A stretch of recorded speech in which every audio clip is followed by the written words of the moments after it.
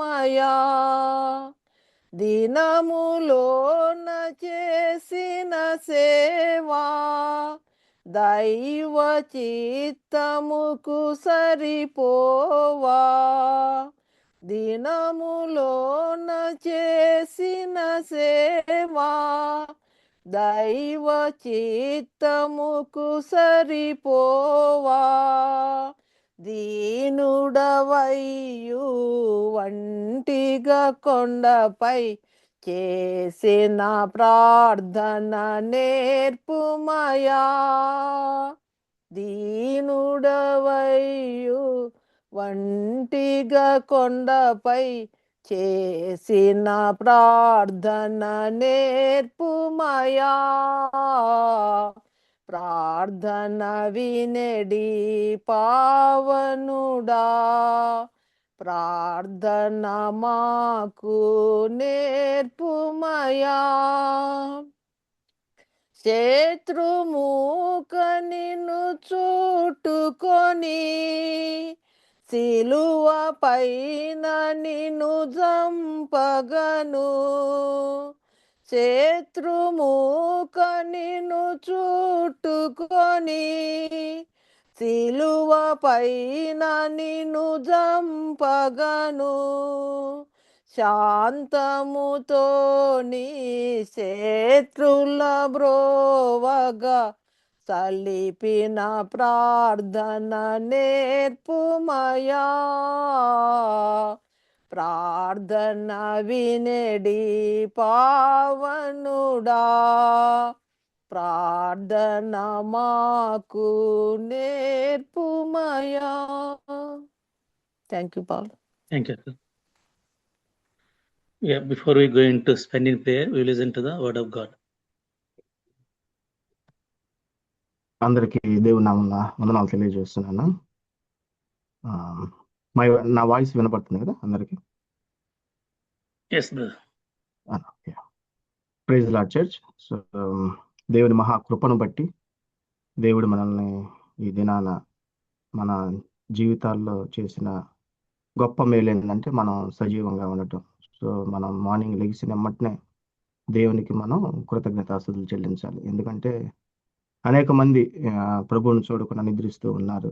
కానీ దేవుడు మనకు మరి ఒక దినాన్ని ఇచ్చి ఆ దేవదేవుడిని మనం ఈ భూమి మీద ఉండగానే మనం మరి ఒకసారి ఆయన్ని ఆరాధించే భాగ్యాన్ని మనకి సంఘముగా మనకి ఇచ్చినందుకు దేవునికి వేలాది స్తోత్రాలు తెలియజేస్తున్నాను. సో గడిచిన వాక్య భాగంలో మనం యోహాను సువార్త 17వ అధ్యాయము 1-5 దాకా చూసాము.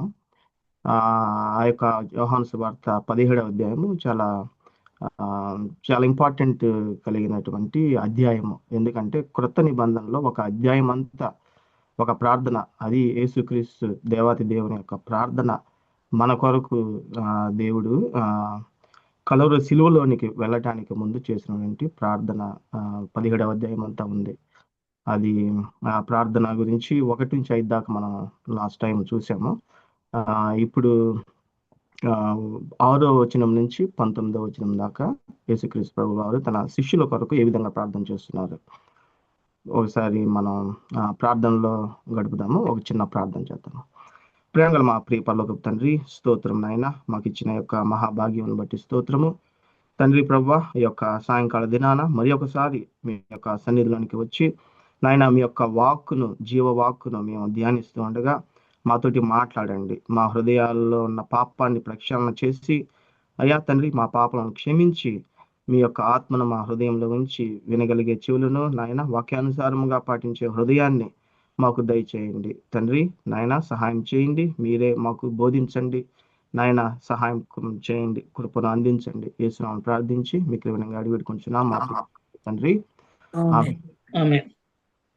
ఈ 17వ అధ్యాయము ముందు కనుక చూస్తే 17వ అధ్యాయానికి ముందు దేవుడు యేసుక్రీస్తు ప్రభుల వారు వారి శిష్యుల కొరకు బల్లను విరిచి తన యొక్క శరీరాన్ని, దేహాన్ని విరిచి తర్వాత ఆ యొక్క ద్రాక్ష రసం వారికి ఇచ్చేటప్పుడు అక్కడి నుంచి ఈ యొక్క ప్రార్థన అనేది స్టార్ట్ అవుతుంది అన్నమాట. First that is the background. So యేసుక్రీస్తు ప్రభువు వారు వారి శిష్యులకు అందరికీ కూర్చోబెట్టి వారి పాదాలు తుడిచి ప్రభు బల్ల విరిచి వారికి పంచేటప్పుడు పంచిన తర్వాత నుంచి యేసుక్రీస్తు ప్రభు వారు వారితో మాట్లాడుతూ ఉంటారు. 14వ అధ్యాయము 15వ అధ్యాయంలో నేను ద్రాక్షావల్లిని, మీరు తీగలు, తండ్రి వ్యవసాయకుడు అని మాట్లాడుతూ ఉన్నారు. తర్వాత 16వ అధ్యాయంలో కూడా పరిశుద్ధాత్మ దేవుడు, నేను వెళ్ళిన తర్వాత ఆదరణకర్త పరిశుద్ధాత్మ దేవుడు వచ్చి అందరినీ సర్వసత్యంలోనికి ఎలా నడిపిస్తారు అని యేసుక్రీస్తు ప్రభువు చెప్పారు. దాని తర్వాత గెత్సెమనే తోటలోనికి వెళ్ళక ముందు యేసుక్రీస్తు ప్రభువు వారు ఒక్కరే తండ్రి దేవునితోటి పరిశుద్ధాత్మ ద్వారా తండ్రితోటి వారి అక్కడ ప్రార్థన చేస్తున్నట్టు మనకి చూస్తా ఉన్నాము. నాకైతే అది ఒక హోలీస్ ఆఫ్ హోలీస్ లాగా అనిపించింది. ఆ యొక్క 17వ అధ్యాయము ఒక్కొక్క వర్ష చదువుతా ఉంటే ఏ విధంగా యేసుక్రీస్తు ప్రభువు వారు తనకి ముందే తెలిసిన, అంటే ఈ విధంగా తను సిలువ వేయబడతారని తెలిసినా కానీ దాన్ని ఆ యొక్క మహాబలియాగాన్ని తట్టుకోవటానికి, ఆ యొక్క మహాబలియాగం చేయటానికి ముందు తనను బలపరుచుకోవటానికి తండ్రి దేవునితోటి మాట్లాడుతూ ఉన్నారు. సో వారు ముగ్గురు త్రిత్వమైన దేవుడు యేసుక్రీస్తు ప్రభు వారిలో ఉన్నారు. సో వారు ముగ్గురు కలిసి మాట్లాడుతూ ఉన్నారు. యేసుక్రీస్తు ప్రభువు వారు తండ్రి దేవునికి చెప్తా ఉన్నారు. 1 నుంచి 5 దాకా మనం చూస్తే యేసుక్రీస్తు ప్రభు వారు తన కొరకు ప్రార్థన చేసినట్టు ఉంది. సో ఫాదర్ యేసు ప్రభు వారు కన్నులెత్తి ఆకాశం వైపు చూస్తూ తండ్రి దేవునితోటి తండ్రి దేవ, నా యొక్క గడియ వచ్చి ఉన్నది అని చెప్తా ఉన్నారనమాట. Father, the hour has come అని. సో మన జీవితంలో కూడా దాన్ని లాస్ట్ టైం మనం అప్లికేషన్ కనుక చూసుకున్నట్టే మనం తొందరపడకుండా తండ్రి దేవుని యొక్క సమయంలో మన పనులు జరగాలని. తర్వాత glorify your son, then the son glorify you. So మన ప్రార్థనలో కూడా దేవుడు దేవా నన్ను మహిమపరచడానికి నేనేమి చెయ్యాలి అని దేవుడిని అడగాలి. తర్వాత you gave him authority to give eternal life, అంటే దేవుని యొక్క అత్యున్నతమైన అథారిటీ మనం కలిగి ఉండాలి. ఆయన అధికారంలో కింద మనం ఒప్పుకునే దేవుణ్ణి అడగాలన్నమాట. తర్వాత చేయుటకు నీవు నాకు ఇచ్చిన పని నేను సంపూర్ణంగా నెరవేర్చి భూమి మీద నిన్ను మహిమపరిచితినని. ఇట్ ఈస్ ఫినిష్డ్ అనేది the work, I finished the work అనేది చూసాం కదా. సో అట్ట యేసుక్రీస్తు ప్రభు వారు తండ్రి దేవుణ్ణి అడుగుతా ఉన్నారనమాట. నన్ను బలపరచండి, నన్ను నేను చనిపోయి తిరిగి లేవటం ద్వారా మీరు మహిమపరచబడతారు దేవా, తండ్రి దేవా అని తండ్రి అని యేసుక్రీస్తు ప్రభు వారు చెప్తున్నారు. తర్వాత చివరికి 5వ వచనంలో glorify me with the glory I had with you, అంటే ఇదివరకు ఉన్నటువంటి మహిమ, ఈ భూమి మీదకి రాకుండా ఉన్నటువంటి మహిమను తిరిగి నాకు ఇవ్వమని దేవుడు అడుగుతూ ఉన్నారనమాట. మనం కూడా మన జీవితంలో కూడా మనం దేవుని దగ్గర నుంచే వచ్చాం కదా. మనం కూడా ఎఫిషియన్స్ 1వ అధ్యాయంలో జగత్తు పునాది వేయబడ మునిపే ఆయన మనల్ని ఎరిగి ఉన్నాడు అని. సో యేసుక్రీస్తు ప్రభువు వారు కూడా అదే ప్రార్థన చేస్తూ ఉన్నారనమాట. ఇదివరకు మీ దగ్గర ఉన్నటువంటి నా మహిమను తిరిగి దాన్ని ఐడెంటిటీని తిరిగి ఎస్టాబ్లిష్ చేయమని యేసుక్రీస్తు అడుగుతూ ఉన్నారనమాట ఆ ప్రార్థన.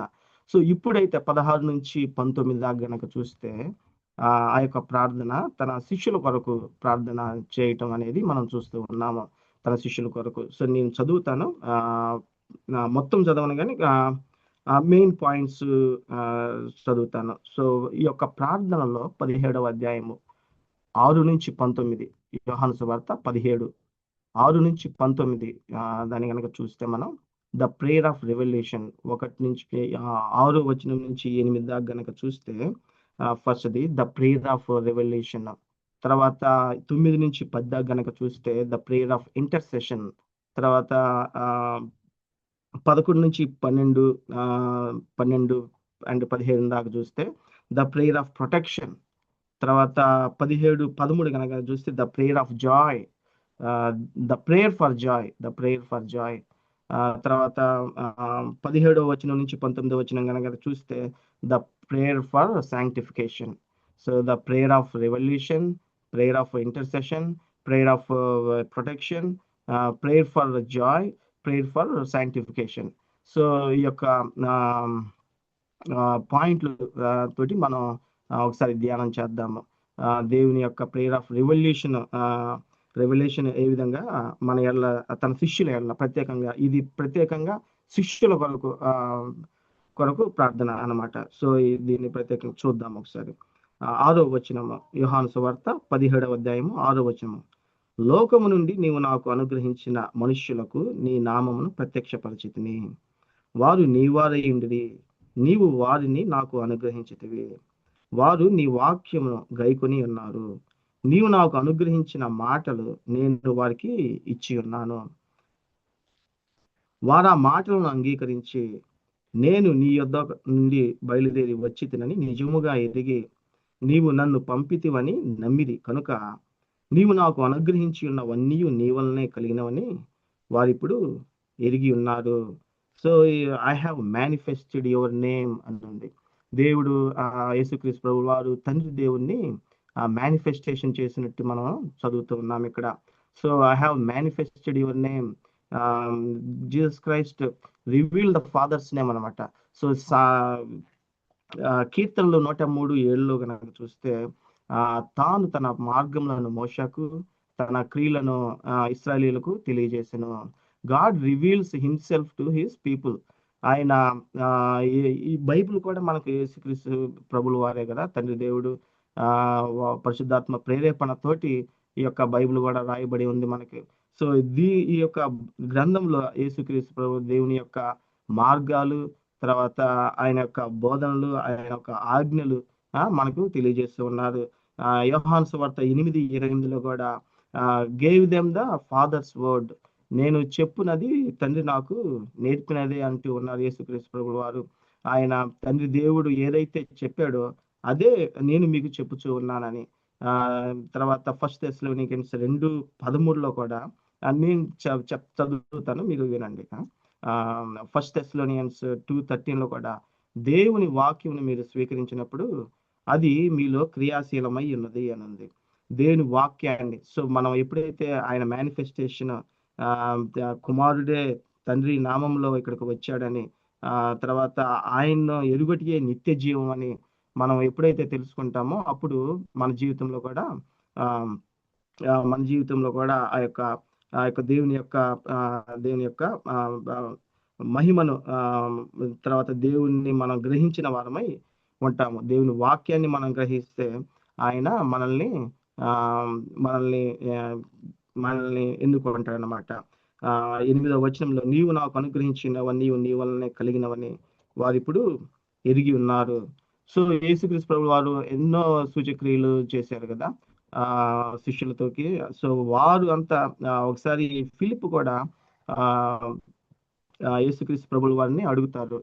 యోహాను సువార్త 14లో 2 పేజీలు వెనక్కి తిప్పితే, యోహాను సువార్త 14వ అధ్యాయము 14:8 చూస్తే, అప్పుడు ఫిలిప్పు ప్రభువా తండ్రిని మాకు కనబరచుము, మాకంతే చాలునని ఆయనతో చెప్పగా, యేసు ఫిలిప్పు నేను ఇంతకాలము నీ యొద్ద ఉండినను నీవు నన్ను ఎరుగవా? నన్ను చూచిన వాడు తండ్రిని చూచి ఉన్నాడు కనుక తండ్రిని మాకు కనబరచమని ఎలా చెప్పుచున్నావు? తండ్రి యందు నేనును నా యందు తండ్రియు ఉన్నామని నీవు నమ్మటలేదా? నేను మీతో చెప్పుచున్న మాటలు నా అంతట నేనే చెప్పట్లేదు, తండ్రి నా యందు నివసించుచు తన క్రియలు చేయుచున్నాడు. సో యేసుక్రీస్తు ప్రభువు వారే చెప్తా ఉన్నారు, తండ్రి దేవుని గురించి ఆయన మేనిఫెస్టేషన్ చేసి ఉన్నారు. ఆయన అన్ని క్రియలు చేసి ఉన్నారు. అయినా కానీ వాళ్ళ శిష్యులు అవన్నీ చూసి కూడా తండ్రి దేవుడు ఆ తండ్రి దేవుడిని చూడాలి అని అడుగుతా ఉన్నారనమాట. వాళ్ళు ఇహలోక పరంగా ఆలోచిస్తున్నారు కానీ దైవికంగా అయితే యేసుక్రీస్తు ప్రభువు వారే తండ్రిగా మన యొద్దకు వచ్చాడు.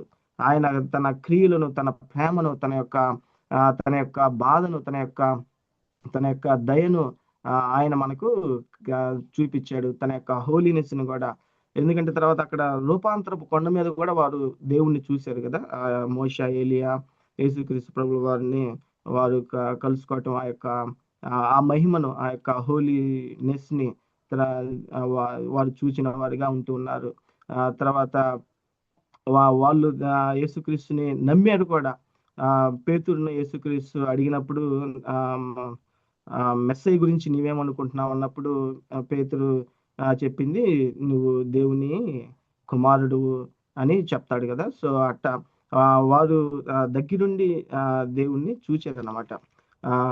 దేవుణ్ణి చూచి ఆయన యేసుక్రీస్తు వారికి తన యొక్క ప్రత్యక్షతను రెవల్యూషన్ చెప్పారనమాట. తర్వాత 9వ వచనంలో, నేను వారి కొరకు ప్రార్థన చేయుచున్నాను, లోకం కొరకు ప్రార్థన చేయట్లేదు. నీవు నాకు అనుగ్రహించి ఉన్న వారు నీ వారైనందున వారి కొరకే ప్రార్థన చేయుచున్నాను.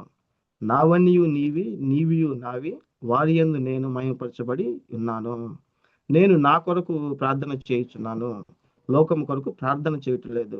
నీవు నాకు అనుగ్రహించిన వారు నీ వారైనందున వారి కొరకే ప్రార్థన చేయుచున్నాను. ఇక్కడ చూస్తే ఇది intercession prayer, the prayer of intercession. దీంట్లో పర్టికులర్గా యేసుక్రీస్తు ప్రభువు వారు నా కొరకు నేనే ప్రార్థన చేయుచున్నాను అని క్లియర్గా చెప్తా ఉన్నాను అనమాట. నేను వారి కొరకు ప్రార్థన చేయుచున్నాను, లోకం కొరకు ప్రార్థన చేయట్లేదు. ఇక్కడ పర్టికులర్గా ఎవరి గురించి యేసుక్రీస్తు ప్రార్థన చేస్తూ ఉంది? శిష్యుల గురించే ప్రార్థన చేస్తున్నారు. సో ఇక్కడ నేను అది ఆలోచించినప్పుడు యేసుక్రీస్తు ప్రభువు వారు ఆ శిష్యుల గురించి ప్రార్థన చేసినప్పుడు యోధా కూడా ఉన్నాడు కదా, యోధా అక్కడ లేకుండా ఎక్కడికి వెళ్ళాడు? సో ఈ ప్రార్థనలో యేసుక్రీస్తు ప్రభువు అంత ఇంటెన్షన్ గా ప్రార్థన చేస్తున్నప్పుడు దాంట్లో యోధా ఉన్నాడు కదా, ఇస్కరియోతు యోధా ఇక్కడ ఉన్నా కానీ ఎలా ఆ యొక్క పాపంలో పడ్డాడని ఆలోచిస్తా ఉన్నప్పుడు నేను ఆలోచించింది తప్పు అనమాట. అక్కడ ఇస్కరియోతు యోధా లేడు. 13వ అధ్యాయం 30వ వచనంలోనే ప్రభు బల్లను ఎప్పుడైతే తీసుకున్నాడో అప్పుడే ఇస్కరియోతు యోధా అక్కడి నుంచి వెళ్ళిపోయాడు, అక్కడ లేడనమాట. సో అందరూ అక్కడ గురించి దేవుని గురించి వింటా, దేవుని వాక్యములను వింటా, దేవుని మాటలను వింటా ఉన్న వారు అక్కడ వాళ్ళందరి మధ్య ఈ యొక్క మంచి ప్రార్థన యేసుక్రీస్తు చేస్తూ ఉండగా యోధా అక్కడ లేడు. సో యోధా తర్వాత ఏమైంది? యోధాకి తెలుసు కదా మనకందరికి, యేసుక్రీస్తుని అప్పగించి తను చనిపోతాడు అనమాట, సూసైడ్ చేసుకుంటాడు. సో మనం కూడా మన జీవితాల్లో కూడా మనం ఎంతో బిజీగా ఉంటాము, దేవుని సంఘానికి రాకుండా, లేకపోతే దేవునికి ఇవ్వవలసింది మనం ఇవ్వకుండా, ఇంకా బైబుల్ స్టడీస్ అయితేనేమి, లేకపోతే సంఘంలో జరిగే దేవుని కార్యక్రమాల్లోనైతేనేమి మనం ఎప్పుడు అక్కడ ఉండి దేవుణ్ణి ప్రార్థనలో గడపాలి. అది పాయింట్ అనమాట. ప్రార్థనలో గడపటం, సంఘంలో కలవటం అని కాదు కానీ ప్రార్థనలో గడపటం అనేది చాలా ఇంపార్టెంట్. సో ఇక్కడ యేసుక్రీస్తు ప్రభువు వారు తమ శిష్యుల్ని పక్కనే ఉన్నా కానీ ప్రభు యేసుక్రీస్తు దేవుడు ఒక్కడే ఒంటరిగా ఉండి ప్రార్థన చేస్తున్నాడు అనమాట పక్క గదిలో. సో యోధా కూడా అక్కడే ఉంటే ఒకవేళ రక్షణ పొందేవాడేమో. యోధా అక్కడ లేకుండా తన యొక్క సొంత పనుల్లో, లేకపోతే ఇంకో చోట అక్కడ ఏం రాసింది, వేరే అతను ట్రెజరర్ కదా, సో వేరే పనుల నిమిత్తం వెళ్ళిపోయాడని అని చెప్పని రాయబడి ఉంది. సో మనం కూడా మన పనుల్లో ప్రయారిటీ ప్రార్థనకి ఇవ్వాలి కూడా ఎప్పుడు. తర్వాత నేను రీసెంట్గా ఒక సెన్సస్ చూశాను, పర్టికులర్గా క్రైస్తవ కుటుంబాలు పిల్లలు, అమెరికాలో ఉంటున్న క్రైస్తవ కుటుంబాల పిల్లలు పర్టికులర్గా 73% మంది దేవునిలో రక్షణలోనికి వచ్చి పక్కకి వెళ్ళేవారిగా ఉంటూ ఉన్నారు. దేవుని గురించి తెలుసుకొని కూడా వారు వారి యొక్క ఫ్రెండ్స్ ఇన్ఫ్లుయెన్స్ అయితేనేమి, లేకపోతే ఈ యొక్క సైన్స్ అండ్ టెక్నాలజీ వాటి విషయంలో అయితేనేమి, వారు పిల్లలు పర్టికులర్గా 73% మంది చర్చికి వెళ్ళే క్రైస్తవ కుటుంబాల్లో 73% మంది వారి పిల్లలు స్ట్రాంగ్ ఫౌండేషన్ లేదు వారికి.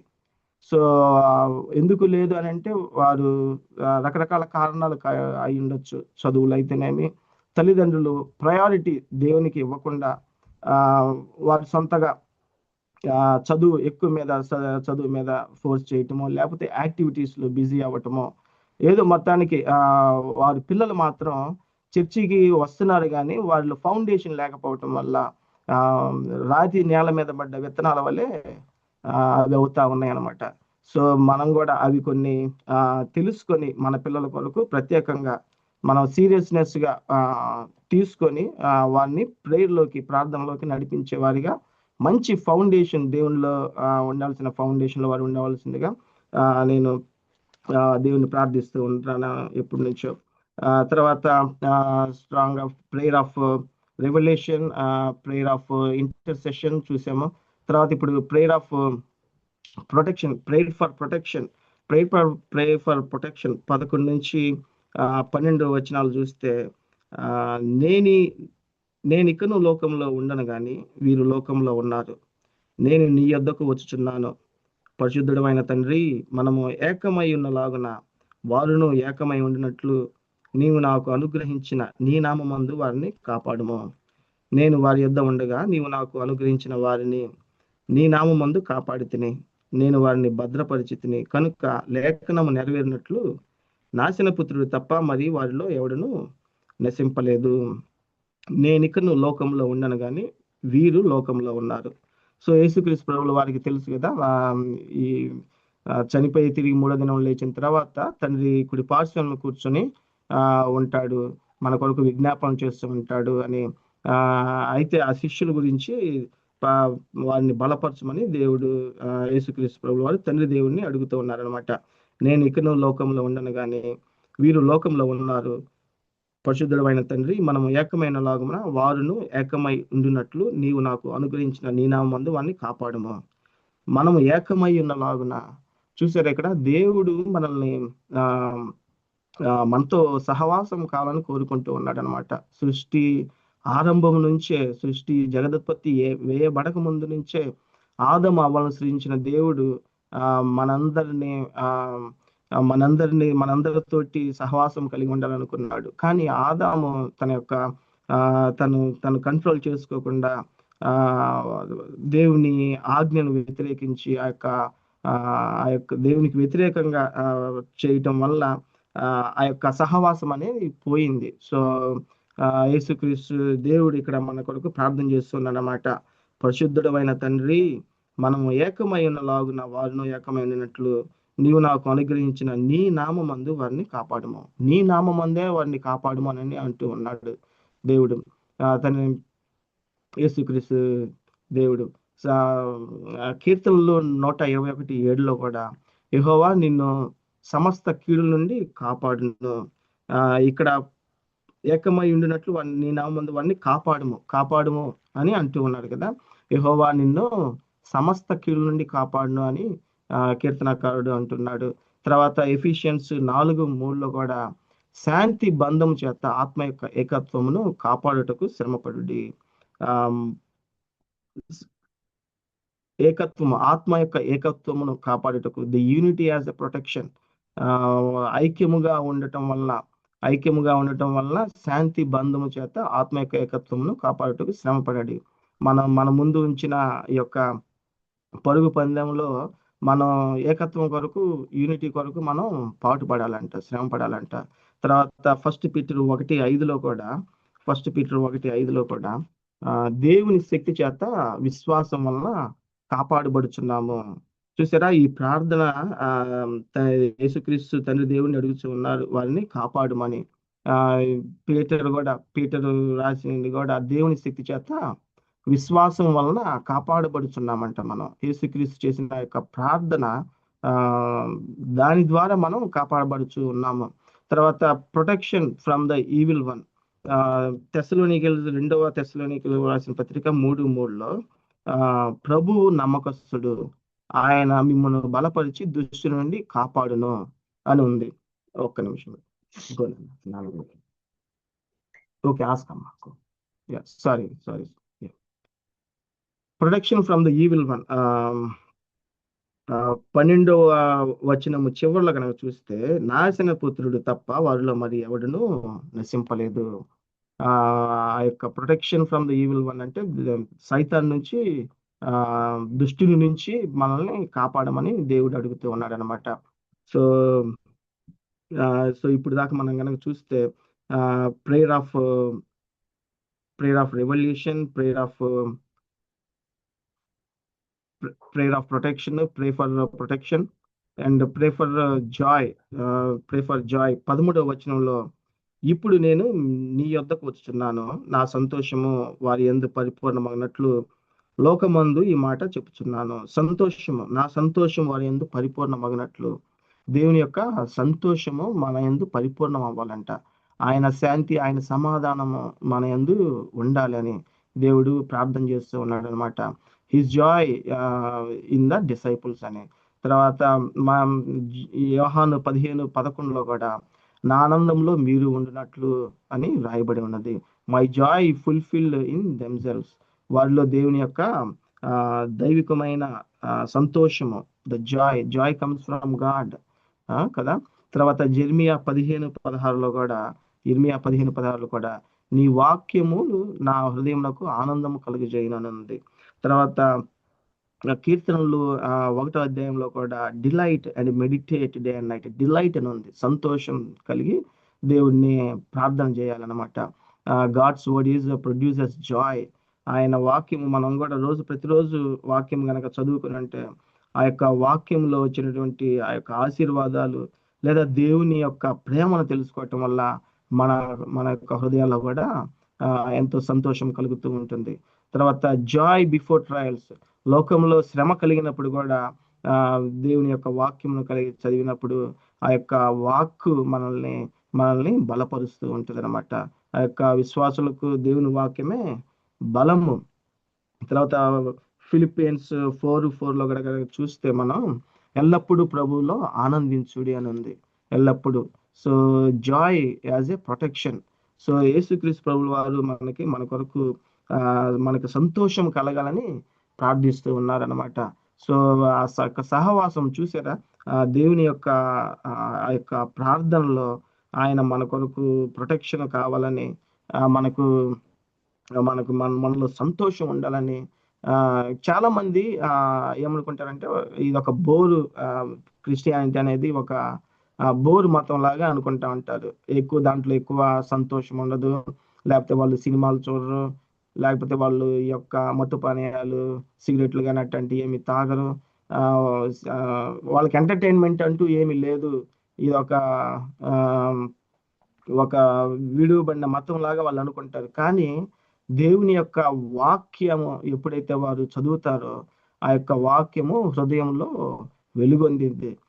మిగతా వాళ్ళంతా క్రైస్తవులని ఇహలోక పరంగా చూసి వాళ్ళు జస్టిఫై చేస్తున్నారు, కానీ మనమైతే దైవికంగా మనం కనుక చూసి మనం దేవుని వాక్యాన్ని చదివి మనం ఎంతో సంతోషానికి, ఆనందానికి లోనవుతూ ఉన్నాం ప్రతి దినము. సో ఆయన యొక్క యేసుక్రీస్తు ప్రభువు వారు మనకి సంతోషం కలగాలని ప్రార్థిస్తూ ఉన్నారు తండ్రి దేవుణ్ణి. తర్వాత ప్రేయర్ ఫర్ శాంక్టిఫికేషన్. చివరిగా చూస్తే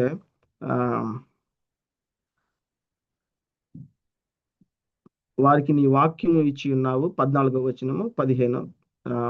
వారికి నీ వాక్యము ఇచ్చి ఉన్నావు, నేను లోక సంబంధిని కానట్టు వారును లోక సంబంధులు కారు కనుక లోకము వారిని ద్వేషించును. చూసారా, లోకము వారిని ద్వేషించును. మనం ఇందాక చూస్తే ఈ లోకము వరల్డ్లీగా వాళ్ళు ఆలోచించి క్రైస్తవేతరులు మనల్ని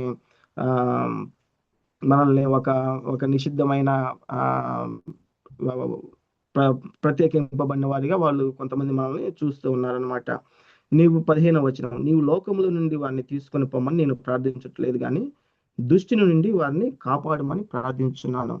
దుష్టుని నుండి కాపాడమని ప్రార్థిస్తున్నారు అనమాట. చూసారా, ఇక్కడ దుష్టుని నుండి కాపాడమని దేవుడు పర్టికులర్ గా అడుగుతూ ఉన్నారు. మొన్న రీసెంట్ గా ఒక వీడియో చూశాను. వీళ్ళు ఒరిస్సా రాష్ట్రంలో ఒక పాస్టర్ బోధ చెప్తా ఉన్న పాస్టర్ని పట్టుకొని రోడ్డు మీద కాళ్ళన్నిటినీ ఇనప రాడ్లు తెచ్చి 2 కాళ్ళ మీద బాధిపడేస్తా ఉన్నారు. అది చూస్తే అది ఆ ఎముక కూడా ఆ మాంసం చిదిరిపోయి ఎముక కనపడతా ఉంది. అంత భయంకరంగా పడతా ఉన్నారు. చూసినప్పుడు అది దాదాపు చాలా బాధ కలిగింది నాకైతే. అది మన గ్రూపులో కూడా పెడదాం అనుకున్నా కానీ మళ్ళీ అది తట్టుకోలేరు అని అనిపించి నేను అది పోస్ట్ చేయలేదు. కానీ సో ఆ సైతాను జల్లించాలని చూస్తా ఉన్నానమాట. సో యేసుక్రీస్తు ప్రభువు వారు ఇక్కడ ప్రార్థిస్తున్నారు, నీవు లోకంలో నుండి వారిని తీసుకుని పోమని నేను ప్రార్థించట్లేదు, కానీ దుష్టుని నుండి వారిని కాపాడమని ప్రార్థిస్తున్నాడంట. దుష్టుని నుంచి, సైతాను వారి యొక్క ఫాలిన్ ఏంజల్స్ నుంచి కాపాడమని యేసుక్రీస్తు ప్రభువు వారు తండ్రి దేవుణ్ణి బ్రతిమలాడుకుంటూ ఉన్నారు. పేతురు కూడా చెరసాల్లో హేరోదు ఉరి వేయాలని అన్నప్పుడు అక్కడున్న ఆదిమ సంఘం ప్రార్థించినప్పుడు సంఖ్యలు తెగిపోయి ఆ గోడలు కూలిపోయి వారు తప్పించుకొని ఉన్నారు కదా. సో సైతాను ఎన్నో రకాలుగా కుయుక్తులుగా మనల్ని లేకపోతే దేవుని ప్రణాళికను నాశనం చేయాలని ఎంత ప్రయత్నిస్తుందో ఎంతటి శ్రమ అయినా మనకి ఇవ్వగలదనమాట. అంతకుముందు మనం చదువుకున్నాము పేతురు తోటి కూడా యేసుక్రీస్తు ప్రభువుల వారు అంటారు, సీమోను పేతురు, సైతాను మిమ్మలను పిండి జల్లించినట్టు జల్లించాలని చూస్తూ ఉంది. కాబట్టి నేను తండ్రి దేవుణ్ణి ప్రార్థిస్తున్నాను వాడి దృష్టి నుంచి తప్పించమని కదా. సో అంత భయంకరమైన అపవాది మనం ఇప్పుడు పెర్సిక్యూషన్ చూస్తా ఉన్నాము. ఇరాన్ లో కూడా దాదాపు ఈ 4-5 years లో ఇరాన్ లో కూడా దాదాపు 20,000-30,000 క్రిస్టియన్స్ దే స్లాటర్డ్ అంట. అందుకని ఈ వారు కూడా one of the reason America and Israel country they are conducting this.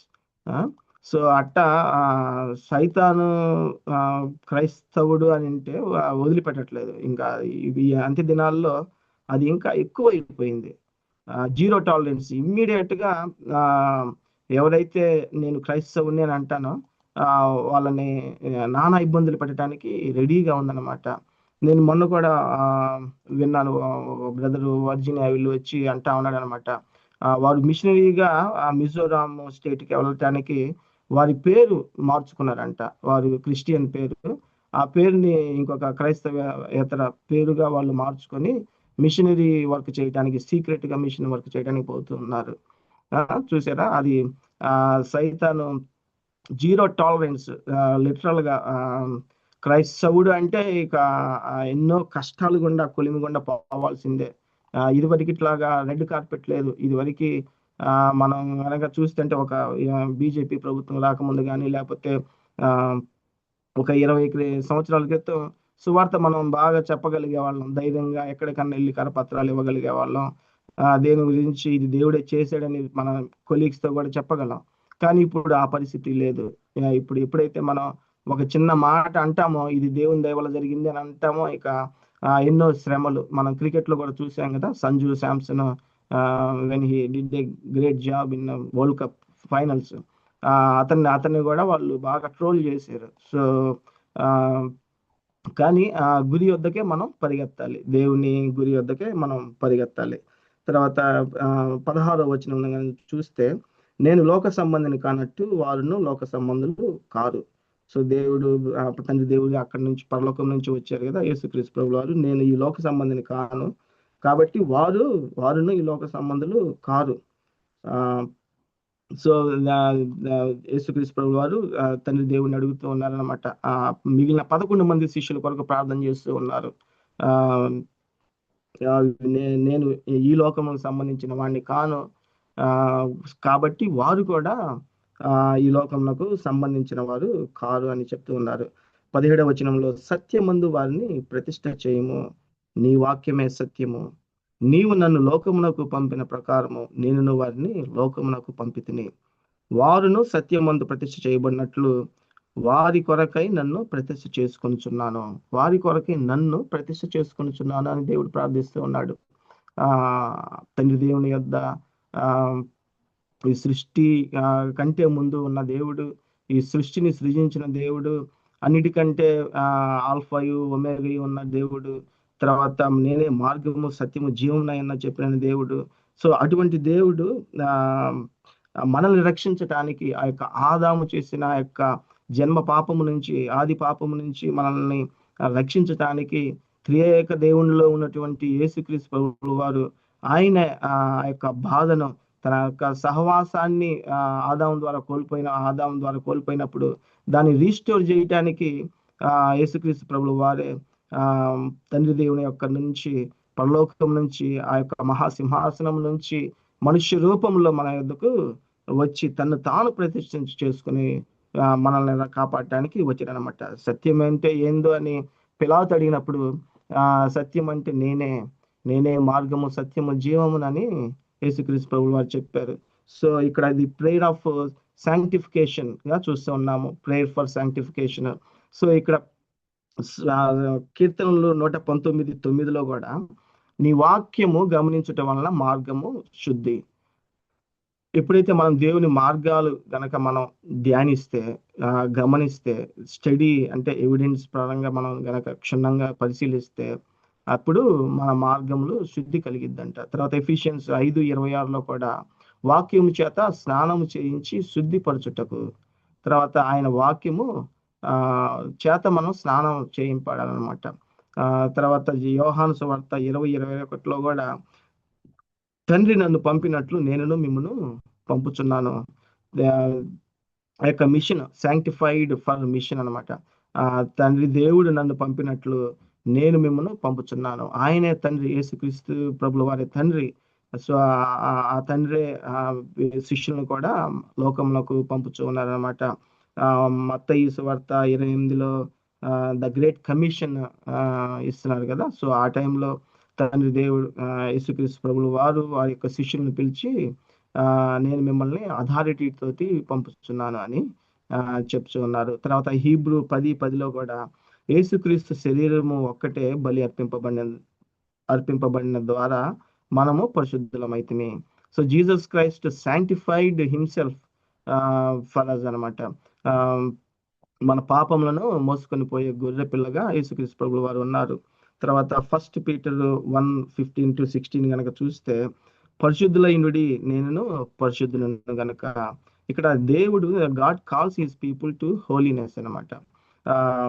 So మన జీవితాల్లో కూడా మన యొక్క ప్రార్థనలో కూడా ఈ యొక్క ప్రార్థనలు కలిగి ఉండాలని దేవుడిని అడుగుదాము. సో మొదటగా ప్రేయర్ ఆఫ్ రెవల్యూషన్, తర్వాత ప్రేయర్ ఆఫ్ ఇంటర్సెషన్, తర్వాత prayer for protection, prayer for joy, prayer for sanctification. So మన ప్రార్థనలో కూడా ఈ యొక్క ప్రార్థనలు ఉండాలని, దేవుడు మనల్ని శుద్ధిపరచాలని, తర్వాత దేవుని సంతోషం మనలో కలగాలని, తర్వాత ఆ యొక్క దేవుని కాపుదల మనలో ఉండాలని, తర్వాత ఇతరుల కొరకు తప్పకుండా ప్రార్థన చేయాలని, ప్రేయర్ ఆఫ్ ఇంటర్సెషన్, ఇతరుల కొరకు ప్రార్థన చేయాలని, తర్వాత ఆయన యొక్క మహిమను చూడటానికి ద మేనిఫెస్టేషన్ చూడటానికి, దేవుని యొక్క మహిమను ద రివల్యూషన్ చూడటానికి మనం ప్రార్థన చేయాలి. సో ఈ 5 పాయింట్లు మనం దేవునిలో ప్రార్థన ద్వారా మనం దేవుణ్ణి అడుగుదాము. Prayer of revolution, prayer of intercession, prayer for protection, prayer for joy, prayer for sanctification.